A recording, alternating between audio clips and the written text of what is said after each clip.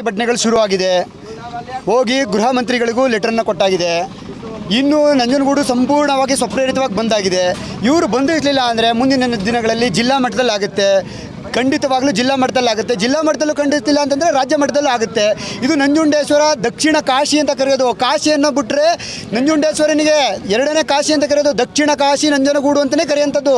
ದಕ್ಷಿಣ ಕಾಶಿ ನಂಜುಂಡೇಶ್ವರನಿಗೆ ಈ ರೀತಿ ಅಪಮಾನ ಮಾಡ್ತೀರಾ ಅಂತಂದರೆ ಹೇಗೆ ಸಹಿಸ್ಕೊಳ್ಳೋಕ್ಕಾಗುತ್ತೆ? ಹೇಗೆ ಸಹಿಸ್ಕೊಳ್ತಾರೆ ಜನ? ಭಕ್ತರು ಹೇಗೆ ಸಹಿಸ್ಕೊಳ್ತಾರೆ? ಚಂದ್ರಶೇಖರ್ ಅಲ್ಲಿ